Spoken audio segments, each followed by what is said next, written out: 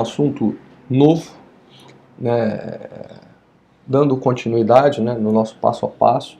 Né, a gente começou estudando objetos transientes, foi o nosso início, né, objetos transientes, ou seja, são objetos que só ficam em memória.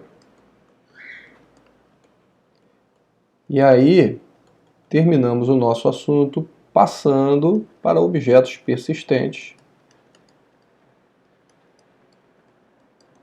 que são objetos que são armazenados em disco. É óbvio, num software existem objetos transientes e objetos persistentes de todos os tipos, né? E quando a gente começou a falar então desse lado aqui, que a gente chama então de persistência, quando a gente começou a falar dessa persistência, nós começamos brincando usando arquivo, né? Arquivo texto, e aí eu usei a biblioteca com vocês, a Xtreme, para poder trabalhar com um armazenamento em XML. Agora eu quero pular um passo com vocês. E para pular esse passo, nós vamos para a persistência agora, usando o banco de dados. Alan, então vai facilitar muito agora, né? Sim e não. Vai facilitar muito porque o banco de dados tem muita coisa já pronta para a gente, que facilita demais o nosso trabalho. Do outro lado, nós vamos ter que ter uma preocupação a mais, que é um assunto que a gente chama de mapeamento OO relacional.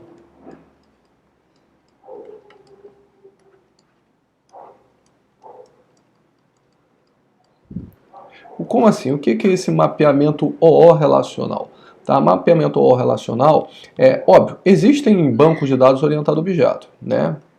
Isso existe, mas não é o que se adota, tá? E aí vocês devem ter tido alguma disciplina de banco de dados que vai falar melhor sobre isso. Eu não vou abordar por que a gente usa mais banco de dados relacional ou objeto relacional do que banco de dados orientado a objeto, mas assim, de uma forma bem simples, né? O mercado está muito mais aplumado, arrumado para esses bancos de dados relacional ou objeto relacional, né? Tanto faz aqui pra gente, a princípio pra gente aqui não vai fazer muita diferença isso, tá? Mas o nosso software é OO. Então nós temos aqui uma discrepância, né, em termos de linha de raciocínio. Aqui eu penso em classe, objetos, aqui eu tenho formas normais que me impedem certas coisas que aqui eu não tenho, então existe uma divergência e a gente vai ter que fazer esse mapeamento daqui para cá, que é o que a gente chama de mapeamento OO relacional. Tá? Então isso aqui é que pode ser um pequeno problema, mas obviamente a gente vai aos poucos mostrando as técnicas e tudo mais. Não vai ser hoje ainda, tá? Hoje a gente só vai começar. E o JDBC nessa história toda, por onde anda? Tá bom? Antes de mais nada, o JDBC ele não é uma biblioteca. Não é uma biblioteca. O JDBC é uma API. Uma API. E aí a pergunta é, o que é isso? E qual a diferença disso para a biblioteca? É melhor? É pior? Bem, vamos lá. E na verdade, vou aproveitar o momento para explicar para vocês sobre isso, mas não sobre só isso. Eu vou colocar 3 palavras aqui para a gente poder dar uma debatida rápida aqui, tá? Que é API, biblioteca e framework. São 3 coisas aqui que a gente escuta bastante, sabe? E aí tem horas que uns falam, eu sou uma API. Outros falam, eu sou uma biblioteca. E outros falam que são framework.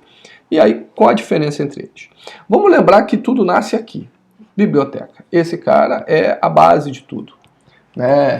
Talvez tenha surgido ali na década de 70, né, que viabilizou, né, a redução de reescrita, né? Então todas aquelas funções que você já tinha pronta, você embutia num único código e aí você podia incorporar esse código ao seu programa sem precisar reescrever, né? Então isso que é uma biblioteca. Tá? Então é um conjunto de códigos, né, já prontos que você pode incorporar ao teu programa. E aí você não precisa reescrevê-lo. Excelente. Mas e aí? E a API? A API é o seguinte, a API nada mais é do que uma especificação para bibliotecas. Como assim, né? A API ela vai funcionar da seguinte forma, ela define como a biblioteca tem que ser. Pense na classe, na interface lá do Java, né? Aquele tipo de classe, vamos dizer assim, né? Em que nela você não escreve código, você só determina a API, a interface. A API é a mesma coisa para bibliotecas. Tá? Então, a API, ela define todos os métodos, tudo como tem que funcionar, etc e tal. Então você precisa aprender como que é para interagir com a API, o que a API vai te devolver, qual o formato, como que você vai programar, etc e tal. E aí quem quiser programa as suas bibliotecas em cima dessa API.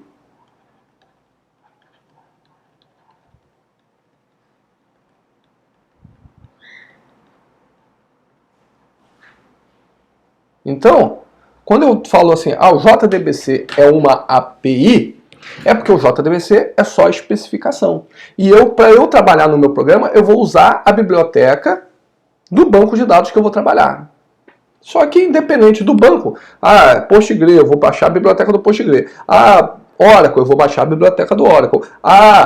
SQL Server, eu vou baixar a biblioteca do SQL Server. Mas eu não preciso aprender a trabalhar com cada uma dessas bibliotecas. A única coisa que eu preciso saber é trabalhar com JDBC, porque todas essas bibliotecas seguem a especificação JDBC. Então, eu vou trabalhar exatamente igual. Se eu tirar uma biblioteca, eu não quero mais que meu programa funcione com Postgre, eu quero que meu programa agora funcione com Oracle.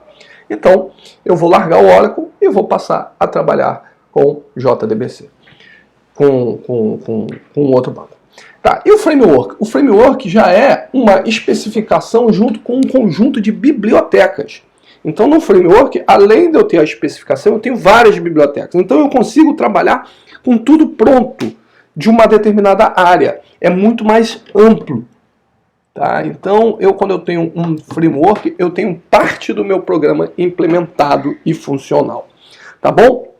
Então, esse aqui é só um primeiro vídeo que eu estou gravando para vocês, explicando esses conceitos. E o que nós vamos trabalhar? Nós vamos trabalhar com persistência em banco de dados. Aqui no nosso caso eu vou usar o PostgreSQL. Vamos usar a API do JDBC, tá? E aí, obviamente, para usar a API do JDBC, nós vamos usar a biblioteca do PostgreSQL, tá bom?